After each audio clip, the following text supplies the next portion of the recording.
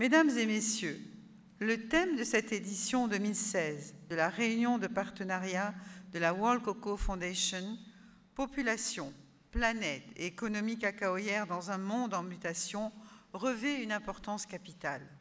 En effet, il nous donne l'occasion d'appréhender les défis du développement durable de notre économie cacaoyère, au nombre duquel figure l'élimination des pires formes du travail des enfants. En consacrant une édition spéciale à cette problématique, la World Cocoa Foundation donne l'opportunité à toutes les parties prenantes de discuter des acquis et de faire converger nos efforts pour l'atteinte de nos objectifs communs. Mesdames et messieurs, comme vous le savez depuis plusieurs années, la chaîne de production et d'approvisionnement du cacao est confrontée à l'épineuse question du travail des enfants, dont nous venons de débattre tout à l'heure. Aussi, en vue d'éliminer ce fléau, un accord de partenariat a été signé entre notre pays et les représentants de l'industrie du cacao et le gouvernement américain sous l'impulsion du sénateur Harking et du congressman Engel. Cet accord, plus connu sous le nom de protocole Harking et Engel, constitue le cadre institutionnel de référence des efforts de l'industrie dans la lutte contre les pires formes de travail des enfants. C'est dans ce contexte que plusieurs entreprises ont élaboré et mis en œuvre d'importants projets, dont le projet Vision for Change de l'entreprise Mars, le projet École du Cocoa Plant de Nestlé, le projet QPP de Barry Callebaut, le projet Champ École Paysan de Cargill et de nombreux projets de développement de plusieurs autres sociétés. Aujourd'hui, les entreprises membres de la World Cocoa Foundation ont compris la nécessité de mutualiser leurs efforts en mettant en place la stratégie Cocoa Action. Ce nouveau plan, qui permet aux industriels de soutenir la durabilité de la production cacaoyère et d'améliorer les moyens de subsistance des cacaoculteurs, vise à lutter contre les pires formes de travail des enfants par la réalisation d'infrastructures sociales de base, dont la construction de salles de classe et de centres de santé.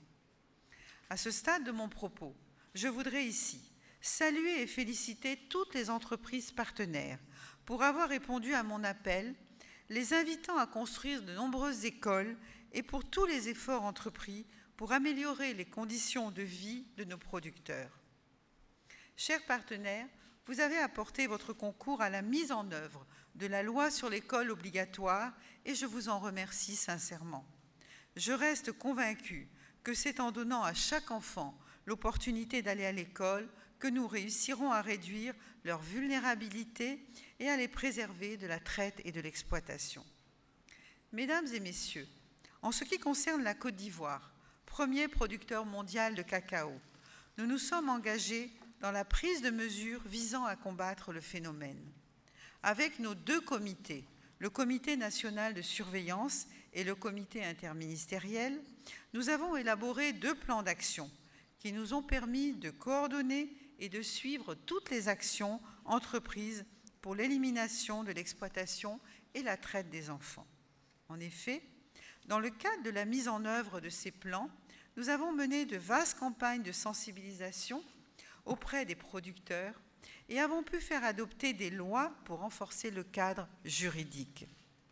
Nous avons également mené des opérations de police pour appréhender les trafiquants et une vaste campagne médiatique pour sensibiliser l'opinion.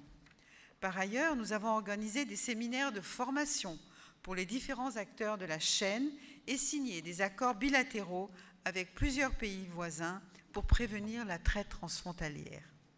Mesdames et messieurs, poursuivant nos efforts, nous avons engagé de nouvelles actions cette année en vue de favoriser des progrès encore plus significatifs. La première action menée a consisté à effectuer une visite de travail au siège de l'OIT à Genève. En effet, nous avons constaté que dans les enquêtes visant à mesurer le travail des enfants, ceux d'entre eux qui aident leurs parents après l'école et dans les travaux des champs ou domestiques, ne serait-ce qu'1 heure dans la semaine, sont considérés comme des enfants travailleurs, même si l'activité exécutée par l'enfant ne porte pas atteinte à sa santé, à sa sécurité et à son assiduité scolaire. Il est important d'éviter de considérer que les enfants qui accompagnent leurs parents après l'école soient systématiquement comptabilisés comme des enfants travailleurs. Une telle catégorisation reste difficile à accepter par les parents qui ne comprennent pas que leurs enfants ne puissent pas les aider après l'école pour apprendre à aimer leur métier comme cela se fait dans le reste du monde. Ainsi, au terme des échanges avec M. Guy Ryder, directeur général du BIT, nous sommes parvenus à des points de consensus dont le plus important reste d'élaborer avec les experts la liste des travaux légers autorisés aux enfants de 13 à 15 ans. Un atelier est prévu à cet effet du 8 au 10 novembre avec les experts du BIT. Dans ce cadre, j'ai adressé une correspondance à M. Thomas Perez, ministre du Travail des États-Unis, pour la prise en compte des conclusions de notre mission à Genève dans les futures enquêtes. En effet, tirant les leçons des contradictions soulevées par la méthodologie de l'Université de Tulane concernant l'enquête de 2013-2014, nous souhaitons que la prochaine enquête qui sera effectuée par l'Université de Chicago adopte des critères dûment approuvés par les pays concernés. Par ailleurs, dans le cadre du renforcement de la coopération sous-régionale, j'ai signé une déclaration conjointe d'engagement avec ma consoeur, Madame Lordina Dramani Mahama, Première Dame du Ghana. Cet accord vise à mener des actions concertées et conjointes en vue de résultats plus efficaces entre nos deux pays. Enfin, j'apporte mon appui à l'OIT dans le cadre de l'Alliance mondiale contre le travail des enfants. À ce titre, j'ai parrainé la réunion sous-régionale qui s'est tenue à Abidjan les 8 et 9 septembre 2016. Dans ce même cadre, j'ai participé au panel pour le lancement mondial de cette alliance à New York le 21 septembre dernier. Mesdames et messieurs, concernant nos perspectives, nous avons entrepris, grâce à la Fondation Children of Africa, la construction de 3 maisons d'accueil à Soubré, Bouaké et Korogo, en vue d'améliorer la prise en charge des enfants retirés de la traite et des pires formes de travail des enfants. Ce dispositif d'accueil permettra de renforcer l'offre de services d'assistance et de protection des enfants en situation d'urgence.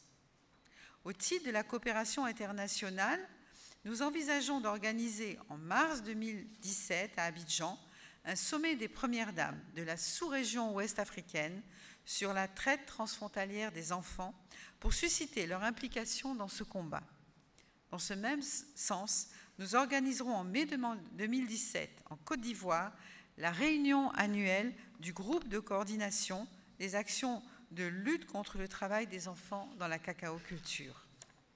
J'espère que vous serez nombreux à effectuer le déplacement pour participer à ces importantes rencontres. Mesdames et messieurs, chers partenaires, je ne saurais clore mon propos sans réitérer mes remerciements au conseil d'administration de la World Cocoa Foundation et à tous les partenaires ici présents pour leur engagement constant aux côtés de la Côte d'Ivoire dans la lutte contre la traite et les pires formes de travail des enfants. Car j'ai bon espoir que c'est grâce aux efforts de tous que nous parviendrons à éliminer le travail des enfants. Je vous remercie.